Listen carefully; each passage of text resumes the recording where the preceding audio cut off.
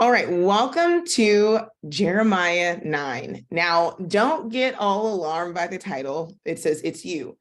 I'm not saying it's you, it's the yous that we're going to be talking about in the text. And where it applies to us, we have decided that we're on the journey of doing that good old time down home introspection to make sure that we don't align with the practices that we see here in the text.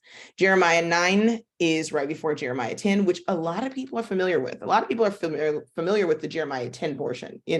Don't cut down a tree, don't deck it with silver and gold, don't follow after the way of the heathen, don't be dismayed by the signs of heaven. We're very familiar with that, but moving from Jeremiah 1 to 9, we now have a whole bunch of background. So when we get to Jeremiah 10, after this next, couple of weeks, you will see not only the frustration of Jeremiah, not only the deep empathy, but you also see the proper prescription of judgment that Yah gives when people have completely rejected the way that he gives. I think in our mind sometimes when we look at people, we think that they don't really know. They don't have all the information. They're not just blatantly saying, I don't want this. They're not just blatantly rejecting. And what we're going to see today, and I'm going to kind of twist it into a kind of form it into like a different framework, just so we can better process it. But really what we're looking at is a very, very toxic environment. And toxic environments, right? It's like something that we're all very familiar with, especially in this day and age. Toxic environments make Yah very, very upset. They are very, very upsetting for him. And so it's so interesting as I've been marinating and ruminating on this particular passage for now over, I think like almost a month. I didn't see the frustration as a frustration with an environment that then does not allow the replication of function. It's an environment created within Judah, right? During this time, within the kingdom of Judah, and obviously it already happened with Israel, that the toxicity of the people and the environment bring about real life issues. And I think it's a thing. I'm saying I think because I'm thinking. I think it's a thing that we really, really, really, really need to settle into, because all of us, not just some of us, all of us in some way or another have dealt with toxicity. Now, when we think about toxicity in this modern day pop culture, colloquial language, we automatically like, oh, when you're being like that, that's toxic. And we're looking at just behaviors and not root causes, because there are some real root causes that we all have where we choose to be what we think is toxic or non-toxic. But there are also toxic versions of things that we do that aren't perceived as toxic. For instance, groupthink and people pleasing is a toxicity. It's a type of poison you were fed because of something that happened in your life or in your experience that caused you to take on a palatable disposition because there were people around you who were either emotionally unhinged or just unhinged in general. And you took on a disposition to fawn or to appease that so you don't get negative treatment, which means that you sit in a space of uncomfortability inside of an environment. It really is eating you alive, but it allows the people who are doing the dysfunctional things to feel okay with their dysfunction. Yah doesn't do that. That is the purpose of the priests, the prophets, the teachers. It is to first look at their own environment and to examine the toxicity and to see how it's playing out in a micro sense. And then look at the word, apply it to themselves, receive the judgment and correction, and then to be able to examine the larger macro, the larger system, and then to be able to see those dysfunctions and then apply the same remedy through the word, through companionship, and through other things so that those things stop. But when we deny that we're in a space of toxicity, two things have to happen. The first thing that has to happen is Yah does not allow a lie to exist where truth is trying to be propagated. Not gonna happen. So then what Yah does is he exposes what the toxicity is. Because you didn't see it, now I'll let everybody see it. If we don't want to look at our own things, that's when those things become uncovered, because Yah is literally beckoning in a private space between Judah and himself. Look at what you're doing. Remember when we were in a relationship? Remember this, remember that. Let me bring it back to your remembrance. Let me try to prick your heart. And when nothing begins to happen, then the very next thing is the lid is removed, and that thing that which was going to be remedied in confidence and in concealment now has to be looked on so that other people can chime in, because it's a really, really weird thing when we're in a space where we don't want to hear things or we don't want to deal with things. We'll try to convince ourselves that the thing that we're trying to be corrected on by Yah isn't really Yah speaking to us, or we'll try to push it away through cognitive dissonance. And oftentimes, for many of us, what has happened is it's either the people that are closest to us, it's either our children, and if it gets this far, then it becomes community or friends or whomever, who come in and say, hey, I realize that X, Y, and Z is happening. And I don't know if you see it, and most time we're like, I saw it. They're like, okay, well, what do you want to do about it? And then there's a moment from there. The end result that Yah is trying to get Israel to literally avoid is, if you don't do it in-house, if you don't do it within your own heart, within your own mind, within your own family, within your own relationship, within your own community, then it becomes public knowledge. And then public knowledge makes you pray. Public knowledge, when something becomes public, then the love is different, the covering is different, the ability to fix it is different, because now you've gone on and now you shamed Yah. Now there's things being done. And now Yah then is no longer on the side of, we're walking through this as you're walking through this tough space together. Now your enemies have seen, and we've read this before in Jeremiah, your grievous and exposed wound, and the enemy wants to kill, steal, and destroy. Kill, for if you want to talk about spiritually, kill your ability to tell your testimony fully, right? Steal your voice, and then destroy your mind so that you can never get back to a place where then you can operate as in the way that Yah wanted you to. That's what the enemy wants to do, completely render you useless. So when the environment is toxic, it's not because of Yah. That's why I said it's you, not us being away, but it's not Yah being away, because Yah has shown us in so many different circumstances the byproduct of a toxic environment that leads to death. And that is our opportunity to say these particular things, not just when I feel it's religious, not when I feel like it's in my fellowship, but even when I feel like it's in my life, these particular behaviors and this particular mindset literally will lead to my physical, spiritual, and emotional death. It's the truth. That's just what it is. And when you don't catch it, it is of the utmost and most terrible experience that you could ever experience. And it is literally a hell on earth. And so what Yah is trying to get us to do, I feel like this week, is to be in a position where, and I've heard this so many times this week, so I'm going to say it, where two things can exist at one time and it be okay and it be necessary to act without really fully understanding the outcome, but trusting Yah. Two things can be okay at the same time. A lot of times when we're dealing with, and I'm going to use it in this communal construct that we see in Jeremiah. Jeremiah has two things happening. Jeremiah's family is here and he loves his family. It's not without a question. Jeremiah is also called. Jeremiah is also not perfect, but Jeremiah is on a perfecting process. And in the perfecting, he's being allowed to see things. And in seeing things, he sees the love that he has for the people and the anguish and the hurt of what's coming. And he also is having to teach and preach a loving Elohim to a people who seem to hate him, and do all of this, keeping those two truths side by side the whole time. He knows what they're doing. He sees the practices they're happening with his fathers and his uncles and his cousins. But then he also has a relationship with Yah where he's seeing not only the destruction, but the beauty of a relationship with obedience.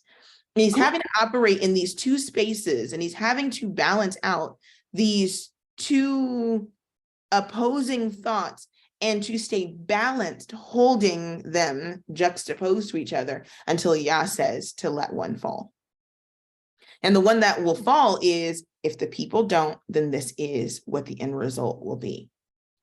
And that is a very, very difficult call, because it's not something that can be done in our own might. And because we see with both our human eyes, and we're trying to get our lens to be adjusted to see like Yah sees, it is a very, very hard process. So when you're reading through Jeremiah, what you'll see is Jeremiah moving between, obviously, reporting the news on what's happening, right?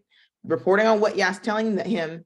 And then also you have these visions that Jeremiah sees, where as he sees and as he experiences something, he gets a glimpse into what the destruction will be, which is a great motivator for his love and his preaching and his call to stay intact, because he knows what the end result is.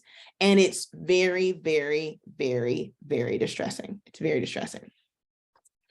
Okay, so that's kind of where we're going. We're going to take this journey and we're going to begin to unpack what these toxic things are and how they work in our environments and how they work in us.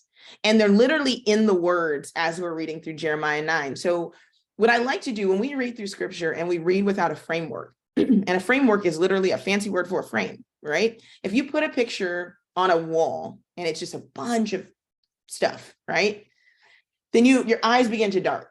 And you're like, oh, over there, there's this, and over there, there's that, and over there, there's this. And your eyes are not like staying focused in one place. But if you had a wall full of art and there was a frame around one particular portion of that art, there may be a lot of important things and beautiful things on the outside, but your eyes are going to focus within that frame and to see what you're supposed to see. So when we're looking at Jeremiah 9 moving forward, you're going to see how these particular traits of toxicity have then come in and infiltrated even the people who want to move forward and who want to walk forward. You'll never see Jeremiah 9 the same again, and it will be a reference point for toxic environments and how they grab at you. And then, of course, when we get into Jeremiah 9 part 2, it's going to be, how then do we navigate out? I'll give you some navigable, if that's a word, tools as we're moving through, but sometimes the navigation is just knowing that the pothole is there, knowing that the pitfall is there. Sometimes the navigation isn't, I need to learn how to fill this hole. I need to learn how to drive fast around cones. Sometimes it is, these are the cones, these are the parameters, stay within them, because you don't have, nor are you going to ever be equipped with how to deal with that. It's just not, it's not possible in a lifetime. We cannot be equipped with everything. Can't be like, you know what? I need to know how to be a heart surgeon. And I also need to know how to be a podiatrist. And I also need to, it's like, no, there's specialties. So when people say stay in your lane, what they're really saying is each of us stay in the lane that we're supposed to be in. And the only people that need to pull over are the people who are trained or prepared or called to deal with those things. A lot of times, and I'm one of these people too, I be want to pull over for everything. That's not what I'm trained in though. So when I'm on the road, I don't pull over when I see a big rig turned over. I keep driving. I don't know what to do with big rigs. I'm just wasting their time and my time. I don't pull over when I see a person whose car is upside down. I'm not highway patrol. I'm not the fire department. I don't have the jaws of life. I pray and I keep moving.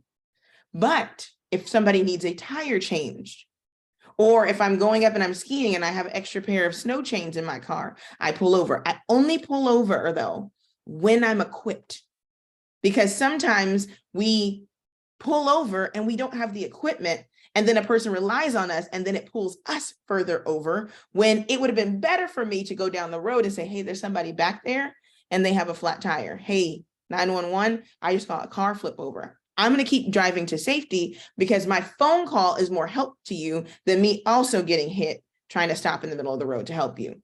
And so this week, when we're looking at a lot of these tools, it's not so much of, and here are all the steps of how to deal with toxic people. A lot of it is identify toxicity and walk away and go pray about it and see if Yah says to turn around and go back. That's pretty much where Jeremiah 9 is, because Yah is like, what y'all don't know is these people have practiced being this way. They didn't get like this today. And a lot of times, those of us who have kind and gentle and compassionate hearts like Jeremiah, Yah had to give him a buffer, because he did not at any point say, Jeremiah, fix them.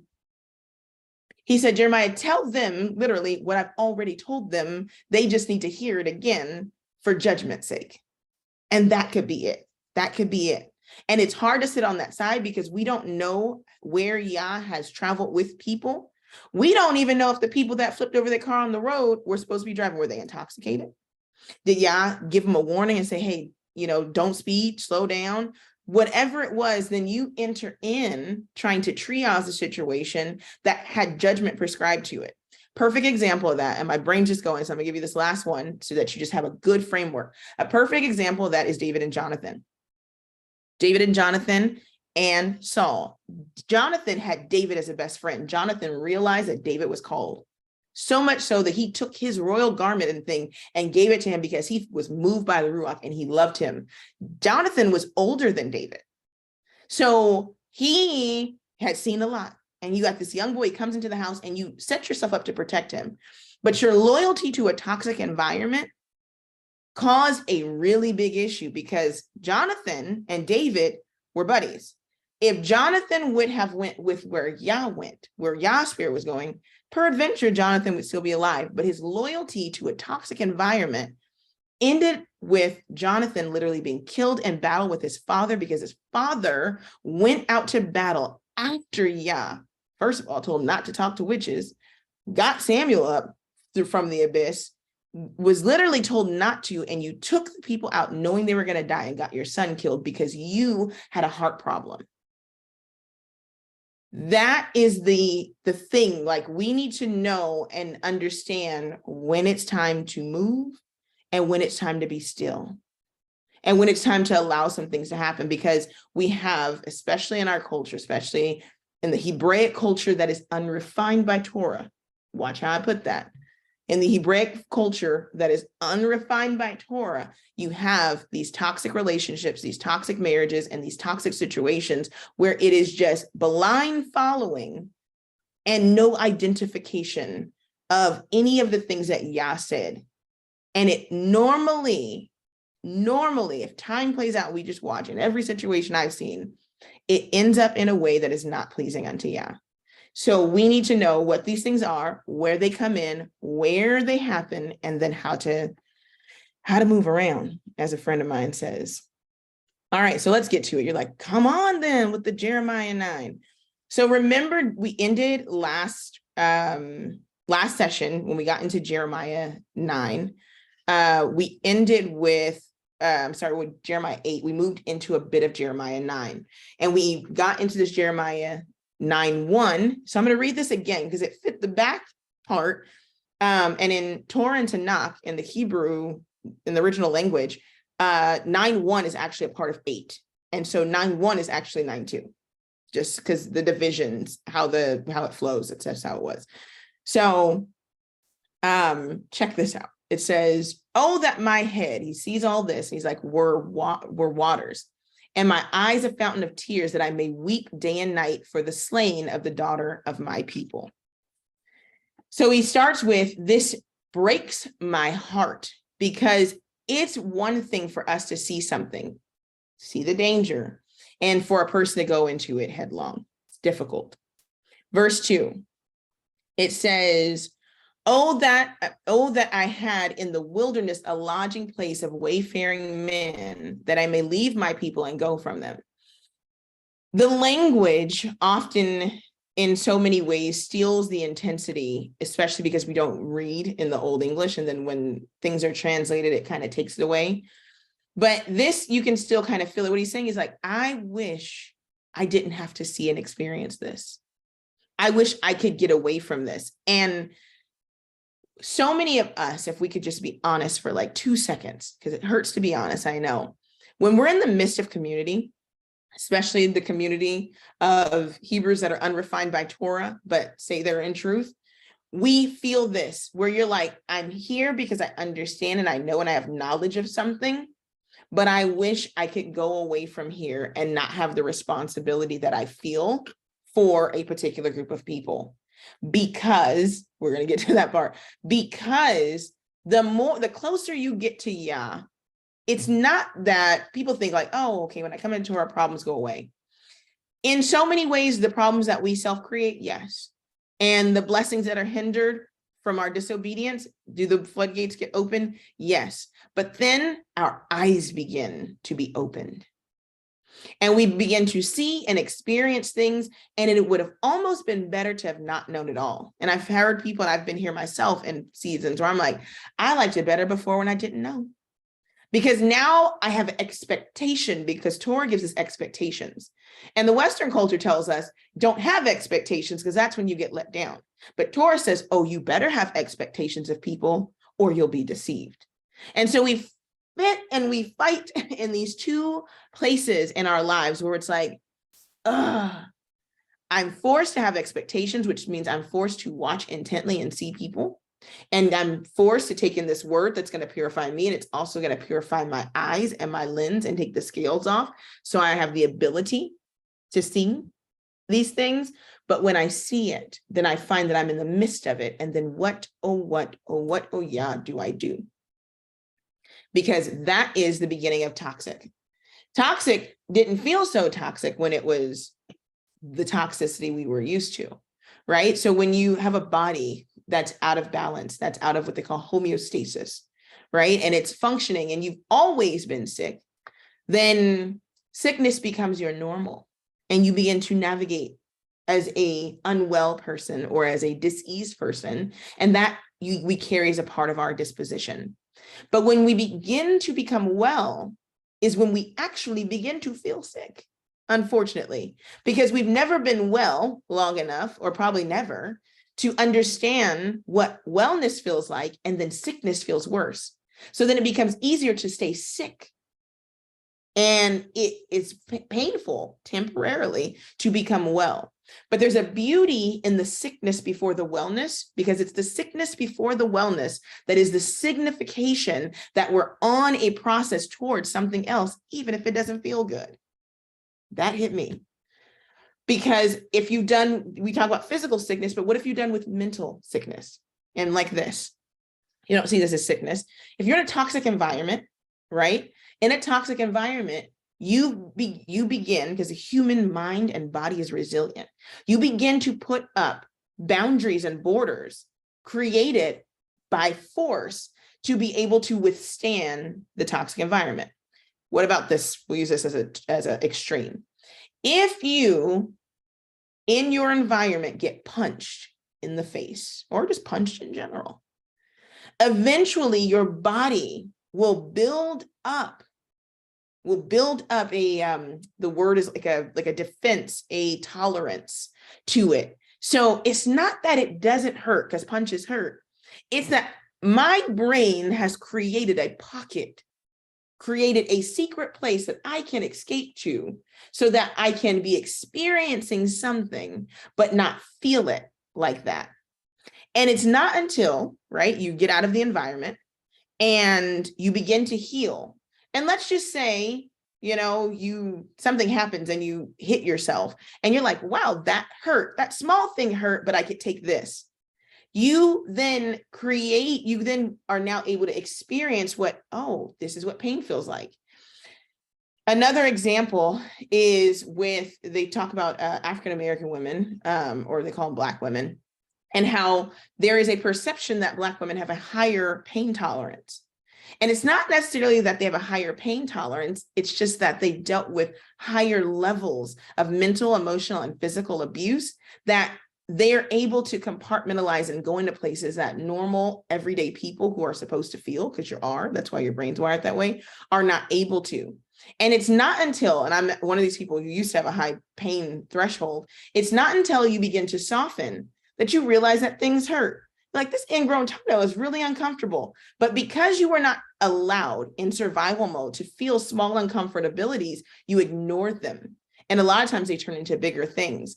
And so when you're in a space like this, you have to allow Yah to allow you to experience the uncomfortability and often the pain of transitioning into a life of gentleness, into this other life. And so Jeremiah aware of this is like, I wish I could go to a place where I didn't have to feel this because he feels it. Because all the people in the community were not asking to be removed. We're not even trying to remove the environment. They weren't being affected by it because they were so full of this negative that they weren't even able to really understand what was happening. Talked about that last week. So why does he feel like this? He said, for they be all adulterers. For they be, because they are all adulterers, an assembly of treacherous men. So he starts off with the first thing. I feel like this in this environment. He's identifying how he feels. He's identifying emotion. This is a man, by the way, and a Hebrew man. He's identifying that the behaviors of others are affecting him. One of the things that bothers me, I think, within a community of Hebrews who are not yielded and refined by Torah, is that somehow those simple things don't bother people. And it's like, that's them, that's me. Or, that's my friend, they do this, but that ain't me. And it's like, Jeremiah, being refined and having his eyes open as a prophet, began to become sensitive to things. The first thing was, they all be adulterers. That's a twofold thing, because within the cult of Baalim, within the cult of the Canaanite practices in the nations around them, it was a very, very heavily sexually motivated culture. And because they were not following Torah and becoming purified mind, body, and spirit, then there were hooks in them physically. And it's very much indicative of today, a culture of men who were broken and carried transgenerational and epigenetic traumas from a previous time, a disenfranchised men, a disenfranchised women, women who had to sleep with older white men as a part of chattel slavery. All of this is coursing through the blood and the veins of the children of the diaspora.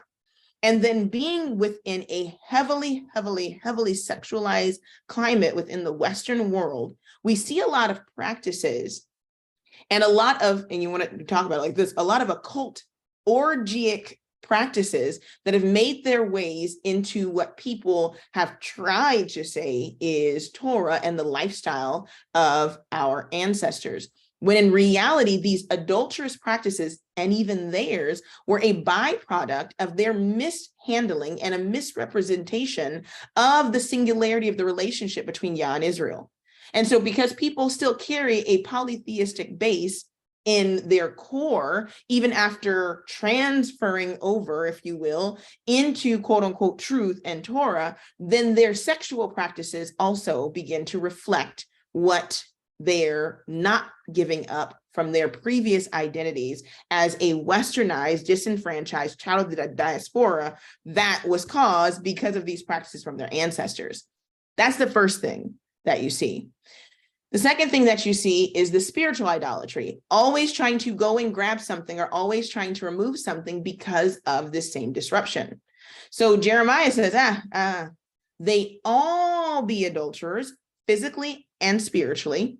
So spiritually, they are whoring after and sleeping with and trying to join together the holiness of who they are, created in the likeness and image of Elohim, with the unholiness of the nations and their practices, because that fits their duality.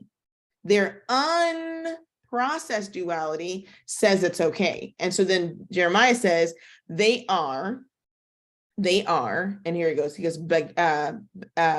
Bogdim, they are treacherous men. That means that they are men who are constantly departing. And the idea of departing shows the duality, this unmerged space where they know and have Torah, but they have this other side and they sit juxtaposed to one another. And like Rabbi Shaul says, you have to make that spiritual man stronger than that fleshly man. But what he's saying is, no, they're treacherous because they go back and forth between one and the other. So what confuses those of us is because we see that, and it really, really disrupts when we're watching, it really, really disrupts our ability to understand and not be kind of convoluted in the mind about I see this part and this is right, but I see this part and this is wrong, but they live so closely to each other that just must be how things are. And Jeremiah is like, let me tell you, sis, let me tell you, he says, oh, that my eyes were a fountain of tears so I could really pour out and I could really cry because of the defilement that comes from these type of behaviors and how they're put and juxtaposed to each other, causing the inability for my people to heal. But it's okay because I was going to tell what are you going to do about it. So let's keep moving on. Verse 3, he says, not only are they adulterers, they are assembly of men who depart. They go back and forth and play between these areas. He said, they also, and this is not just men, so he's using this term, talking about men, but what he's showing is when the head is sick, the whole body is sick. And so people often blame, and I hate it. I don't like blame games at all, by the way, but they blame gender, and specifically the female gender, for not aligning in the authority of men or of teaching or of other things or of questioning. But when you begin to read and study, and any little bit, the loyalty that Yah requires to him is going to shed light on the dysfunction of everything and everybody. And the difference is supporting somebody who's on a journey and supporting somebody who is obstinate and resistant. So it's like, you can't force loyalty to a sick head when Yah is asking the head to be well so that the flowing happens. So I'm not going to put on one side or the other, like I said, but here he's saying they're treacherous men because the men, we're going to find out, are still in charge. And they're also in charge of the wickedness because no two people, right? No groups. Israel couldn't have done wickedness with Assyria without being involved. Nobody did wickedness to them. I was like, they didn't come to you, you invited them in. And so the invitation, because it's a Torah principle, is when the strong man is removed from the house. Now, this can be done in conjunction with women who don't want men around or from these, but there is always a root, and men don't really like it, and women abuse it. But the root of it all is that when a man is in position and he behaves as a righteous man, then it flows down. It's required to flow down, or it's easily seen. And so what Yah highlights in the last week, and he's going to highlight it moving forward, is that the women say, hold on, it ain't just us. Because see, the stuff that you see that's happening, our husbands participate and they help. And so to flip it over, the dysfunction in the homes that are happening are either through active participation or passive agreement. Active participation in toxicity is we both do this toxic thing together. Passive participation is I see what's happening there, but I'm too passive to deal with it and correct it. And to seek Yah for how, I don't have time for it. Both are one and the same. And it convolutes the whole thing. So he says, and they bend their tongues like bows for lies. A bow had two functions back in the day. And so this is a kind of like, it's supposed to paint a mind picture. So you had these kind of bows that we're used to seeing, but for longer shooting bows, they would have been stepped on. They would have been tall. You would have held them and you would have stepped on it with your foot and pulled. So we're going to move into this place of being trodden under by, and putting in an emotional distress by a heart condition, because adultery is a heart condition. And this treachery, departing, which is an action of it, and then how they use their tongues to then slander, cover up, or walk over, in opposed to having another disposition, which we're going to see. So he says they bend their tongues like bows for lies. It's like they're not shooting arrows for truth. So the picture in the Hebraic mindset, the idea of Torah comes from a root word yara, which means to cast down or to cast, like to point in a particular direction. When an arrow goes forth, it moves in a direction, and that arrow, if an arrow goes by you, you see it, you begin to follow where it goes to see the target. If you're out in the road and you see an arrow in the road, you look to that arrow and see where it's pointing to tell you what the instruction on the sign was. If you're out at a festival, this is this way, this is this way. We still use the symbol of arrows as a way of direction. Use symbols and arrows in the way direction. So when an arrow shoots forth, like Torah, Yerah, when it's cast forth, it's supposed to be sending you in direction. And what they're saying is they bend their tongues like a bow that's supposed to cast in a direction. And guess what people do when something goes in a particular direction? They begin to follow it. He said, but they do it like a bow for lies. So instead of an arrow being in the bow, now there's lies in it, and it's casting people and sending people in a direction toward lies. And that process to pull a bow to lie is intentional. And if you end right here, that's all you need to know. Lying or behaving in a way without consideration of Yah, we're going to get to that in a second, that is intentional. Whether you've done it so much that it's become habitual is not Yah's problem. The fact that you are doing it, it's become habitual, means it is intentional. Because at one point, it wasn't. He says, they bend their tongues like bows for lies. He says, but they are not valiant for the truth upon the earth. The word here for valiant, he literally means they're not a part of some special group who have truth upon the earth. Yah is literally calling it out. He's not talking to other religions. He's not talking to Christians. He's not talking to people that we all always want to focus on. Yah is like, I'm talking about you. I'm talking about you, and I'm talking to you because I didn't talk to them. I didn't give them this. I gave it to you, and this is what you're doing with it. You said you prayed for this. You said you were happy to come back into the knowledge of the truth of who you are and what you're supposed to do. And the first opportunity you get to have a little bit, you use that mouth of yours to send people in a direction of lies. You allowed your old self to take the driver's seat when I'm working on a newer version of you, and you did not consider me in the process of the refinement. And we see it with a person like Jeremiah, where Yah was like, do you see this? Let's work through these exercises. You got something and you started operating in the base version of yourself instead of in the refined version. He says you were not valiant for truth, which means that literally you were not a part of this special group like you said you were upon the earth.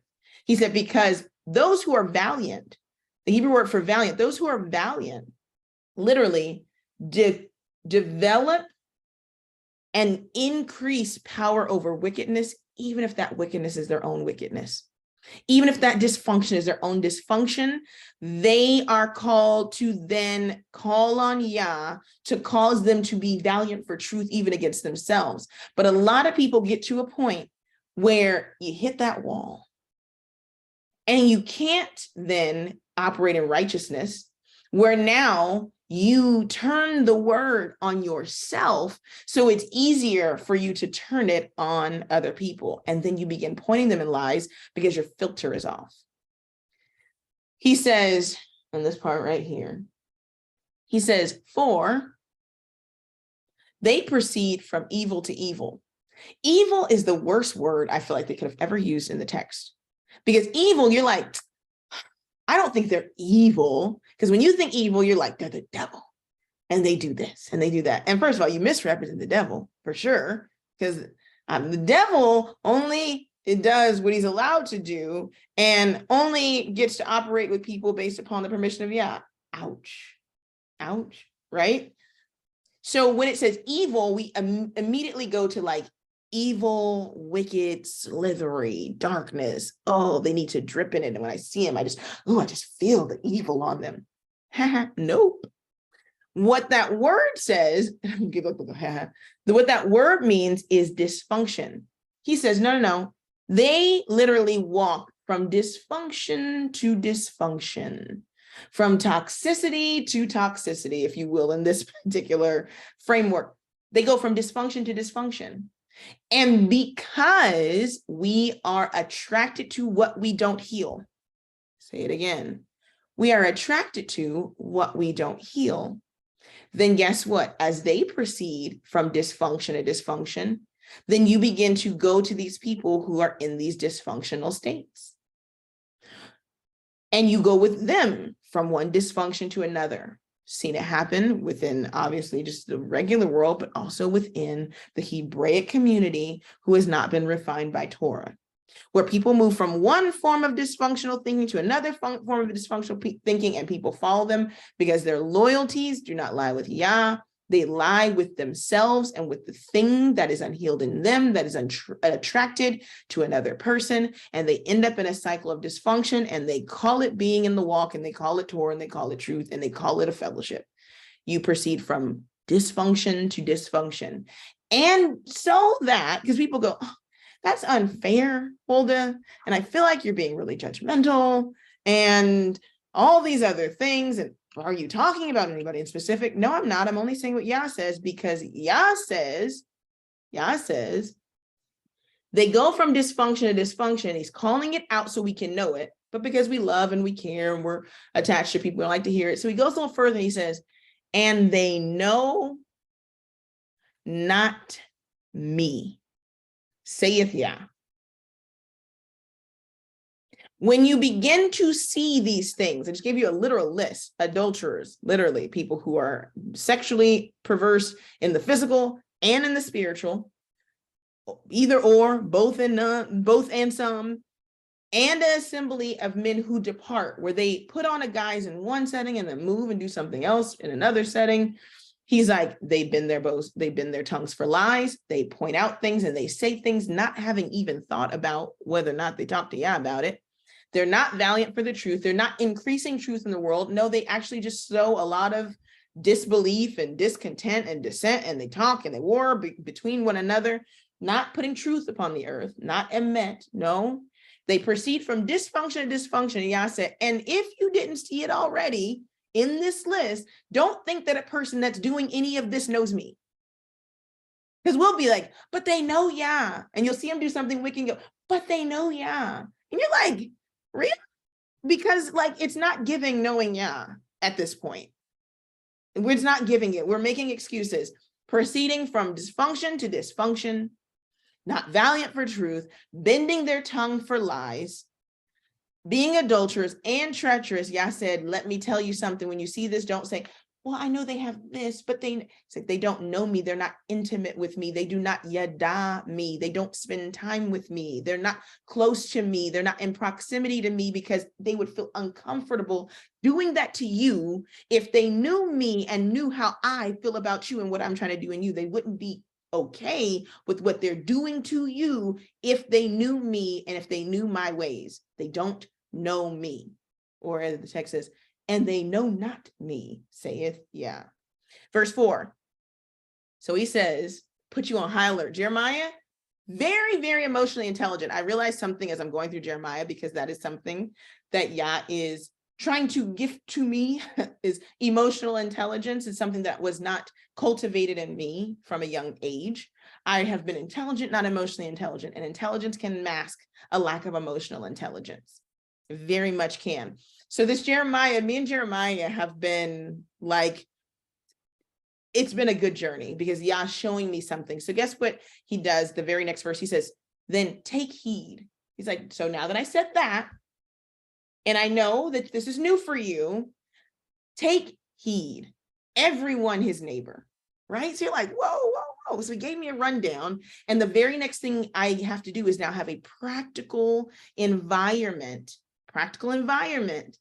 to literally begin to see it at work. So this idea of not wanting to see things, I only want to see the best in people, or I don't want to look at it that way. Yah's like, I'm not asking you to be judgmental and critical. I'm asking you to be protective over the space that I've given you to be healed and cultivated so that you can be an image bearer for me. That's what I'm asking you to do. I'm not asking you to worry about anybody else. Seriously, unless your righteousness exceeds theirs, you don't have no business worrying about them. If your dedication to me doesn't exceed their dedication to their lie, you in trouble anyways. So what he's saying is, now that I pointed this out, now I'm going to give you some practical places where you'll see this. Watch how this works in the text. Hebrew language is beautiful. Shameless plug for those of you who are still like, I don't know what kind of Hebrew I should be learning. I'm learning the language, and this is what we're getting out of it. So watch where he shows you take heed, and then he shows you some literal, practical, hands-on things to see when people do them. Take heed, every one of his neighbor. First thing right here, this word is not neighbor. It means friend, lover, your favorite, your comrade, the person next to you. It's not just your neighbor, right? Neighbor is like, depending on the construct in the space in which we live in, that word is just contextually bland, if you will. So he's saying literally, everyone look at the person next to you, your spouse, your friends, the people around you. And then he says, and trust you not in any. Because see, a very wise woman once told me, she said, Hulda, you cannot keep writing blank checks for your trust. You meet a person and you give them a blank check and you say, I trust you. And they just begin debiting from your truth account and your trust account and everything else, leaving you with nothing. So much so that now you have to go back to them to get what you already had in your trust account. So you will not do that anymore. He said that no, what you will do is you will put your trust in Yah, and then people will earn your trust by how they serve him. So then your trust account never is in a low balance. It's always full because the only trust you give is to Yah. And the only time you are leaning in to anyone is when Yah gives the okay, because if there is a breach of trust and Yah is with you, then you'll never feel lack because of it, because you know you did what you were supposed to do. So in this, he says, now look at everybody, look at your neighbor. And he says, and trust you not in any brother. Don't put your trust in any person, because we all know we all on the same playing field. And he says, because, and this right here, he doesn't say to never. He doesn't say never. Lo, the word lo in Hebrew is the idea of like, no, never, don't ever, ever, ever do that. So when you're looking at the 10 Commandments and it says, do not have any other gods before me, lo tikre, it goes through the whole thing, right? Don't covet, don't do this. This is honor your mother and father. That's a positive commandment. But he's like, don't bear false witness. He's given all these things. It's lo, lamet aleph. Here, where he says, take heed every one of his brother and trust ye not. The word here is al. It's a negation for a particular time period while a particular negative function is in place. That's very, very, very important to know that our language has that in it, because we think that when it's no, and it's always no. But in this case, he's saying there is a particular disposition, as we read up here, and a particular way of life and a dysfunction that these people have adapted. And at this time, keep that, at this time in this function, they're not aligned to me. So Yah is saying, don't follow them. Don't put your trust in them. And he has to say, don't put your trust in your brother, because you'll say, oh, I don't put my trust in religion. I don't put my trust in people who are in paganism. I don't put my trust in, granted, yeah, of course. He's saying, but I need you to look at the person next to you. And I need you to observe their toxicity. And what I need you to see is lo, not lo, al. Don't trust this person right now in this particular state, because they're moving from dysfunction to dysfunction. And I'm showing you this, but because you think it's low, because you think that you will never be able to trust another person, because you think you will never have brothers and sisters in the walk if you don't stay with these people, because you see it as an eternal thing, that's difficult for you. But if you knew that it was al, not right now, instead of lo, then you could have moved differently. If you knew that Yah said, not them, but I would be preparing something else, or not them, but just me right now, or not this because this is what's going on, you have the safety in trusting in Yah to then move away from the situation so that Yah could execute judgment and that there could be healing. Tents of Korah is a perfect example. When Moshe goes out, Yah tells him, tell those people to move away from their tents. So it doesn't mean never go around anybody in Korah. Literally, Korah wrote Psalms. Don't sing the songs in the Psalms that were written by Korah, because remember that thing. It's like, no, al, not lo. Don't follow them in this dysfunction and this folly. I laid on that because that's a really important concept to understand when you're reading through scripture and it says not to do something. You are going to have brothers, and you are going to have people who you can put your trust in, or trust in them as they trust in Yah when they are leaning toward Yah. But when they're adulterers, when they're dysfunctional, when they're treacherous, when they're lying, when they're not valiant, you can't walk anymore. And why? Yah says, for every brother will utterly supplant, and every neighbor will walk with slanderers. He's saying, because what they're doing is they're supplanting. The idea of supplanting literally means to grab by the heel. And so it's the word akov. You guys know Yaakov, it says he was named that because he literally grabbed the heel or impeded the heel of his brother. And so that's how he got his name. That's why he's called supplanter, or literally healer. He grabbed at the heel as he was moving forward. And so in this case, what it's saying is you can't get so caught up in trusting people as they're moving and proceeding from dysfunction to dysfunction, because you are trying to walk. And if you try to walk with people who are supplanters, they will grab your heel. When the heel is apprehended, the body cannot proceed forward. Even much more so when the heel is apprehended, the face falls forward and you literally get stopped in your tracks. That's what tripping is. People will have you tripping both physically and spiritually, and it will be under the guise of a brother, but with the heart of all of this stuff in here. He says they will utterly supplant, and he says, and every neighbor, once again, they said brother here, and every brother, friend, lover, and whomever else who does not have a refined heart will walk with slanderers. You will begin to see the company and the people that they keep company with, and that will be a perfect example of where their heart is. The company that people keep is indicative of where their heart is. It just is what it is. And it's not necessarily a heart where like, oh, they're a good person, bad person. That's not what I'm saying. Literally, it's where their mind and their authority within is. When you are comfortable sitting in dysfunction, it's because you haven't healed from those areas of dysfunction. There are areas of dysfunction that I used to be familiar with. And when I get into those spaces, they give me anxiety. And I no longer see anxiety that I used to experience. It's like, oh, I need to go get something done for this anxiety disorder. No, that was my nervous system telling me this does not feel safe to me.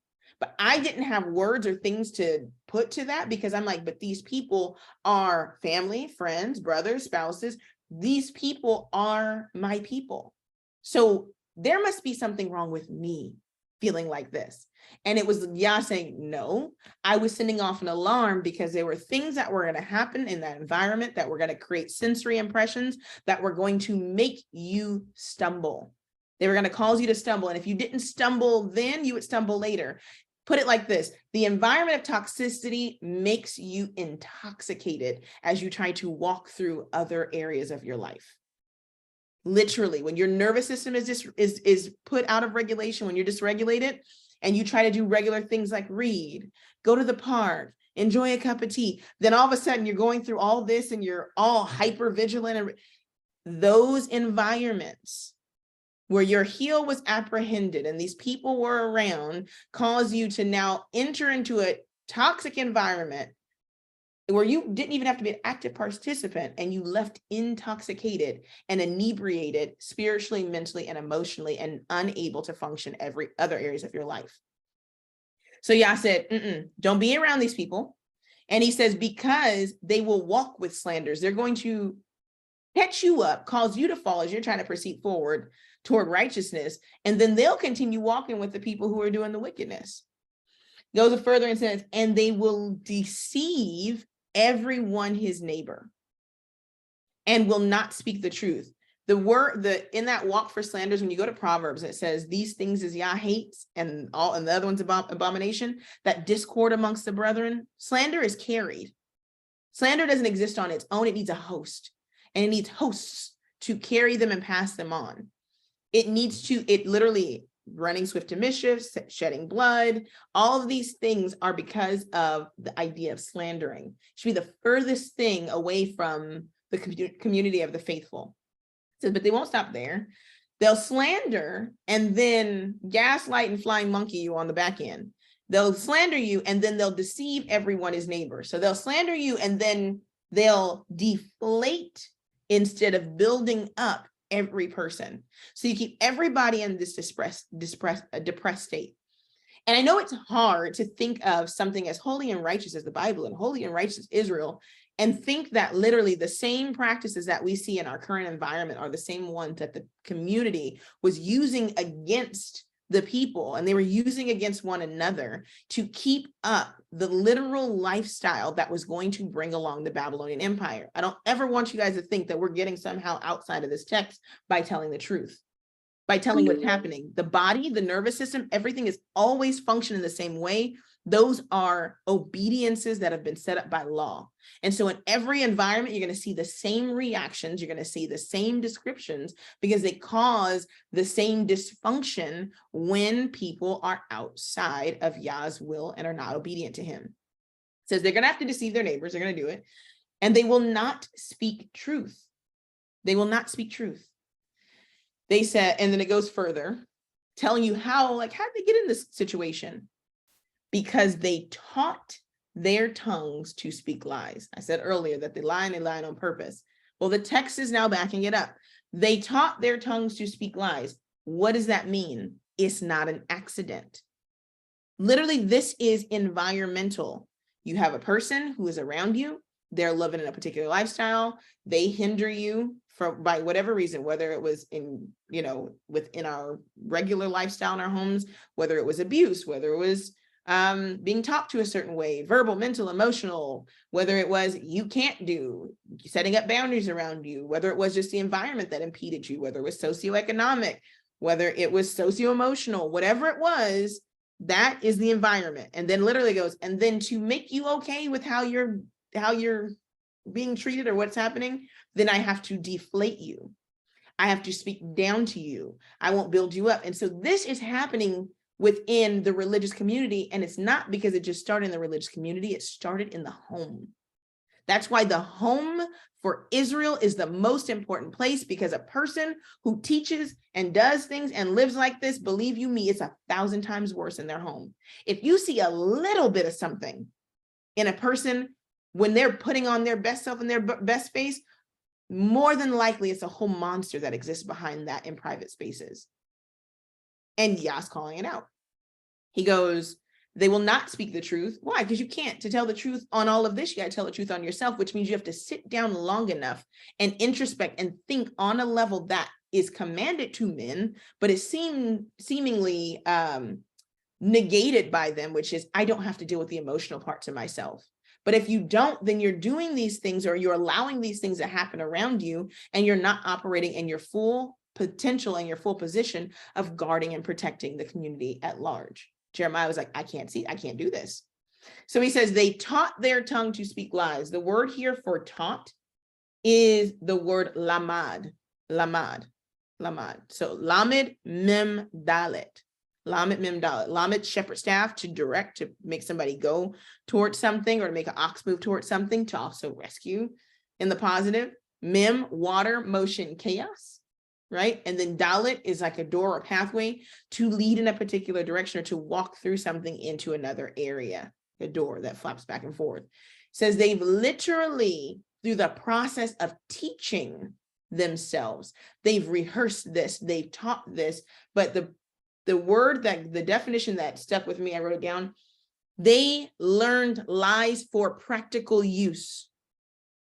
They learned lies for practical use. And it's supposed to be for ethical behavior, but they learn the lies to cover their unethical, their inethical behavior. A shorter word is they habituated it.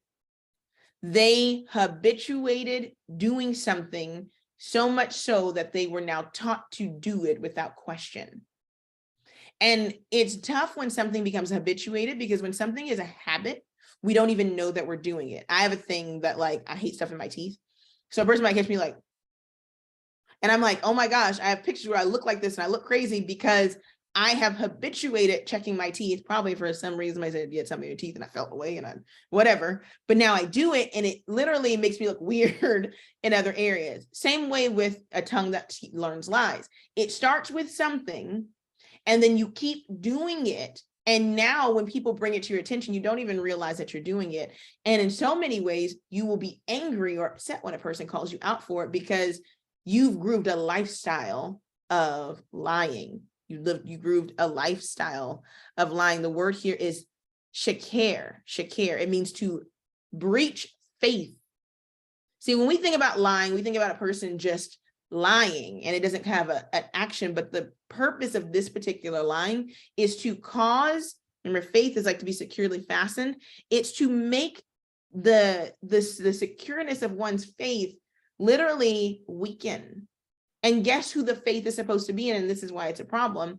The reason why it's a problem, because the faith is supposed to be in Yah. So the lies weaken the faith in Yah. The lies and this idea of their habituating this particular lifestyle or behavior weakens the faith. That's why you feel what you feel. It's by prescription. When this happens, this happens. It literally happens because that's what happens when people do that. So when you're like, my faith is shaken by that. That upset me. That made me not so secure in what I may have. It's not because there's something wrong with you. It's that the practice was intended to do that so that you could live in a space of deception and then be destroyed. And then verse 5, on the second part, it says, and they weary themselves to commit iniquity. Iniquity has been this word I've been sitting with. I think I mentioned it on Patreon. And I'm going to give you just the Fat Story Slim version of iniquity, but it's ayin vav hey. It's like, oh. And it could be ava, but it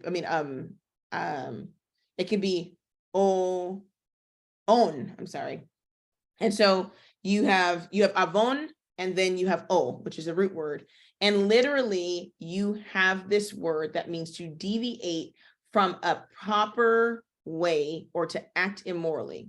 That's general, right? Let's bring it in to specify it. It literally means to behave in a way and not consider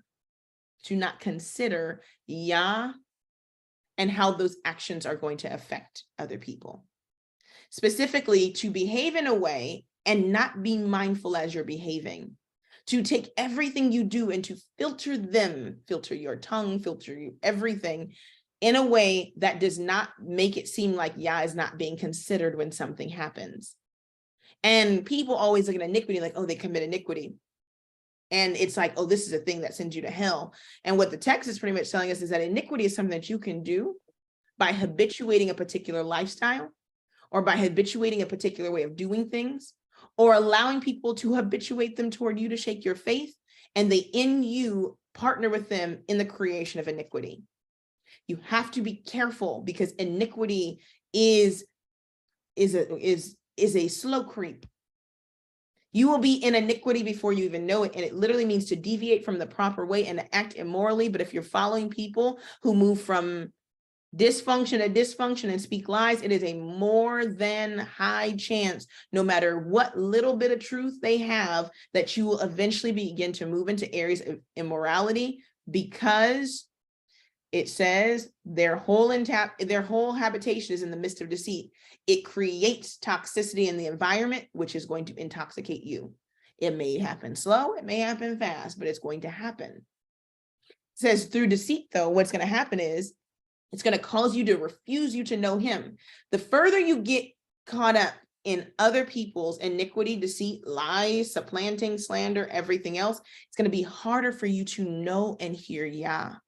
And for those of us who have gone on that journey to have to move from the lies that people have told us, or the ways that they've treated us, or how we've been gaslit through religion and religious narcissism and whatever else that comes with it, we know the struggle of not being able to trust what Yah tells you when he tells you it. So then you have all of this being spoken to in lies, and people literally wearying themselves to commit iniquity, to literally deviate from the proper way, doing it intentionally and on purpose. And then you join in with these people because they have a little bit of good, or they're called, or they have gift of gab, or you saw them do something good. And it gets so bad that when Yah whispers and says, but you're mine and I love you, it sounds like a lie. And so through their deceit, the word here for deceit is like this idea of, because you've been deflated and deceived, and you've experienced this deceit, this fraud, this trick, this disillusionment that calls you to abandon and to desert and to betray yourself, because you've gone through that, because of these interactions and because of the toxic environment, you're going to refuse the word here. You're going to literally refuse. I'm gonna pull it up for you guys. You're going to be unwilling and resistant to knowing Yah. If you knew that engaging with people or engaging with fellowships or engaging with religious constructs, engaging in toxic environment was going to result in the resistance and the refusal of knowing Yah, we probably would have handled those situations better. We probably would have moved through them swiftly and differently if we knew that the end result of this, I'm literally going to be betraying myself and betraying the infinite amount of love and hope and joy and peace and repentance and everything that Yah has put in me. And I'm going to refuse it for this dysfunction. And I'm never going to get to know Yah if I stay here. And if you thought I made it, because through deceit, they refuse to know me, saith Yah. Because of all this, they refuse. And it's not, like I said, it's not just a regular kind of refuse. They resist and are incapable of knowing me now. They become resistant. It says, therefore, thus saith Yah of hosts. And I'm going to stop right here for this week. Therefore, thus saith Yah of hosts. He's going to do something about it. And this is where, stop on a high note.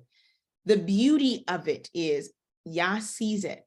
And we're going to go back to another visual picture, a picture that we now know and we've walked through because we've been through the Jeremiah study. He says, I'm going to melt them for your sake.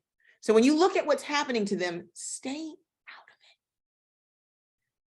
Because I'm going to melt them and try them. He didn't say destroy them just yet. He says, I'm going to let you watch, because see, once your mind has been messed up and once you've been emotionally put in a space where you don't trust yourself or you have this toxic environmental influence, now you have to sit back and watch. He's like, you can't get in it. You can't engage right away. Don't do that. He says, behold, I will, not behold, you will, not behold, we will. Behold, I will melt them and try them so that you can see once they get into that. Remember, we looked at that, the gold going in, that gold button, and you put the lead in and it wicks it away to the side. And what's left is what can be trusted as gold. Everything else has impurities in it. He's like, I'm going to melt them and try them, which is something we should all be watching for people around. I'm going to melt them and try them. You are going to see through the application of what you now know, because guess what? You don't trust me. I was like, I already know you don't trust me. I told you, and you should just believe me because I told you. But because of the deceit, you're resistant. So guess what? Because I love you, I will melt them and try them, but you gotta watch and you have to pay attention. You cannot stop at any point in that process and then want that, because the issue is it is a mixture. And I have to pull the mixture out so you can see what was really quality, or if there was any quality really at all. And if you were only attracted to the deception in them because of the unrefined parts of you. If you were attracted to the wickedness or the dysfunction in them because of the dysfunction in you, I'm going to melt them and I'm going to try them. And the literally says, for what else can I do for the daughter of my people? And I think it's beautiful. I think it's beautiful that he uses the term, the daughter of my people, because then for me, it makes it personal for me. Of course, he's talking about the nation, but he's talking about the vulnerability.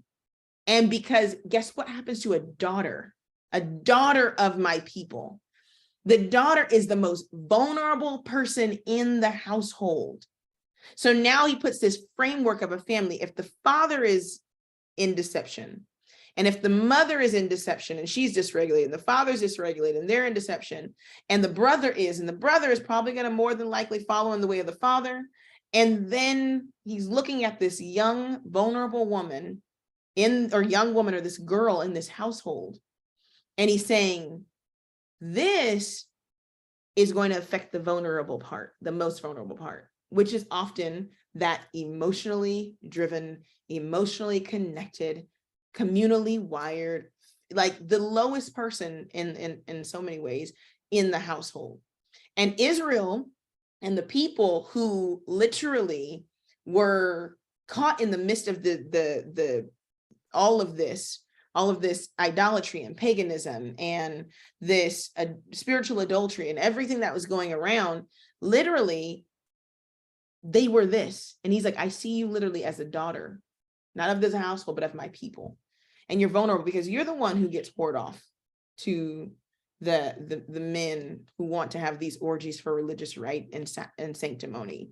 You're the one who becomes the Vestal virgins and the muses who are then slept with in these rituals. You're the ones who then have your baby sacrificed on the hands of Moloch because the old priests and the people who are trying to hide their adultery and fornication can't let you come. You're the one who is killed because the law doesn't apply because you didn't cry out because it was a part of a ritual and you thought that this was your rightful duty and service, so you didn't. Now you get seen as the seductress and all. He's like, I need you to trust me after you've been through all of this.